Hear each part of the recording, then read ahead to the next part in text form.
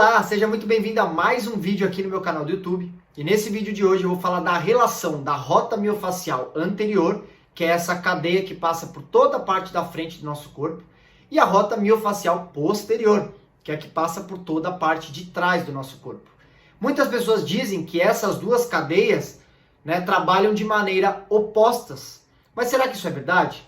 A gente vai falar um pouquinho dessa relação e sentir um pouco na prática como isso funciona. Beleza? Então, antes da gente entrar no conteúdo desse vídeo, eu vou pedir para você se inscrever aqui no meu canal e ativar o sininho para receber as notificações. Beleza? Então roda a vinheta e vamos pro vídeo. Eu peguei uma toalha aqui para simular um pouquinho como funciona essa cadeia posterior e essa cadeia anterior, a relação entre essas duas cadeias. Então eu vou colocar essa toalha, eu vou pegar uma ponta dela, vou dobrar ela no meio aqui, e vou colocar uma ponta dela aqui no topo da minha cabeça. Vou ficar aqui de lado para você me ver, beleza? Então eu vou colocar ela aqui. Então vamos imaginar o seguinte, que essa parte aqui é a minha rota miofascial posterior, Essa cadeia, e vamos imaginar que esse tecido, essa toalha aqui é a fáscia, e ela vai chegar até o seu pé. E aí essa parte aqui, eu vou colocar ao meio da toalha, bem no meio da minha cabeça, e vai sobrar uma outra parte aqui na frente do meu corpo. Então vamos imaginar que essa toalha, essa toalha é um pouquinho curta, vamos imaginar que essa toalha vai chegar lá no meu pé e essa outra parte da toalha vai chegar lá no meu pé. Beleza? Então vamos imaginar o seguinte, essa parte aqui que eu estou balançando é a minha cadeia anterior, ela está na frente do meu corpo. E essa aqui é a minha cadeia posterior. Então, é muito importante dizer, a cadeia anterior, ela é responsável, a função dela no movimento é fazer movimentos de flexão. Então, esses movimentos de flexão, seja uma flexão do quadril, seja uma flexão do tronco, a cadeia anterior é responsável por esses movimentos. Então, por exemplo, se eu fizer um trabalho de mobilidade aqui, flexionando meu tronco e descendo lá em direção ao pé, percebe que quanto mais eu vou estimulando, flexionando essa cadeia anterior, a minha cadeia posterior ela fica cada vez mais esticada. Então, ou seja, um movimento de flexão do meu tronco, flexão do meu quadril, levando a minha cabeça em direção ao chão, eu estou fazendo uma contração da minha cadeia anterior, mas ao mesmo tempo eu estou fazendo um estiramento da minha cadeia posterior. Ou seja, eu estou estimulando, mobilidade e elasticidade, aumentando essa amplitude da minha cadeia posterior. Mas a minha cadeia anterior, automaticamente, ela está sendo mais contraída, porque ela é responsável por esse movimento de flexão. Agora eu posso fazer esse movimento ao contrário. Então eu posso fazer uma extensão da minha coluna, uma extensão do meu quadril, e aí eu vou jogando essa cadeia posterior cada vez mais para baixo e a cadeia anterior para cima. E aí eu vou estar contraindo mais a cadeia anterior e vou estar estirando mais, vou contraindo mais a cadeia posterior e vou estar estirando mais a cadeia posterior. E por que é muito importante a gente entender essa relação?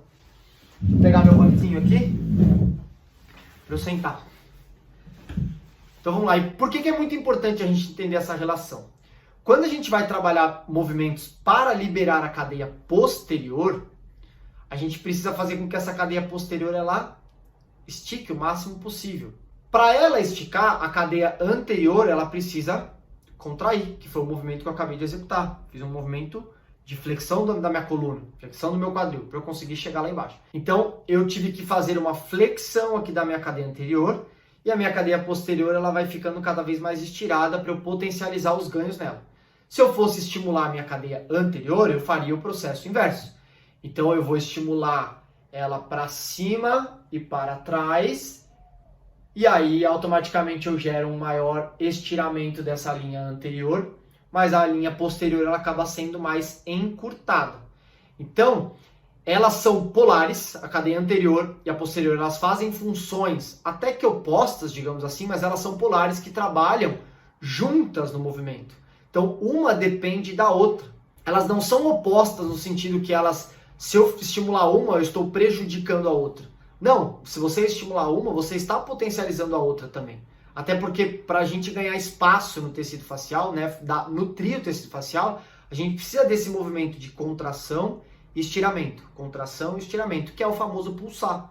Então, nesse movimento, quando a gente estimula, né, claro, nessa variação que eu coloquei aqui, eu coloquei uma variação mais simples, né, uma variação que você poderia ficar lá um tempo, e aí, conforme o tempo, que é uma variável também que ajuda a ceder o tecido facial, né, o tempo é uma das variáveis importantes para estimular a face. Então, conforme o tempo que você vai ficando, você vai gerando mais espaço na cadeia posterior, naquele movimento que eu fiz para baixo, por exemplo, e isso vai aumentando a mobilidade do tecido. E se eu fosse estimular a cadeia anterior, mesma coisa. Então é muito importante a gente entender essa relação, que as duas elas são polares, né? Mas elas precisam uma da outra para atuar em sinergia, para atuar de uma maneira integrada. Então é muito importante a gente entender isso. E se você quiser estimular movimentos para liberar a cadeia anterior, sempre você vai priorizar movimentos para cima, onde você vai estirar, fazer movimento de extensão do seu corpo, certo? E aí você está estimulando a sua cadeia anterior, porque a função dela é te jogar para cima. Então o externo tem que estar te direcionando para cima. O umbigo, o quadril encaixado, né? Puxado mais para cima. A musculatura do quadríceps também em direção ao quadril. Então essa cadeia anterior ela tem que estar te direcionando mais para cima. Agora a cadeia posterior, se você quiser estimular mais a fundo a cadeia posterior, movimentos de flexão do tronco, onde você contrai a anterior para que a posterior ela estique. Porque a função da cadeia posterior é manter a sua verticalidade, né? Te manter no eixo gravitacional, para que você não vá curvando e arredondando, como é um idoso, por exemplo. Então, quanto mais você estimula esse movimento, e aí a hora que você voltar, ela vai estar mais estirada e vai te manter mais organizada na gravidade.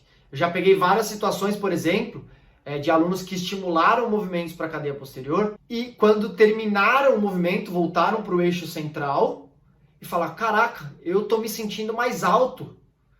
Isso é normal, porque a posterior tem a função de te manter vertical. Então, quando você estimula, você está reorganizando também a sua estrutura e, naturalmente, vai te dar mais espaço. E aí, essa sensação de estar mais alto também, porque você vai estar mais descomprimido.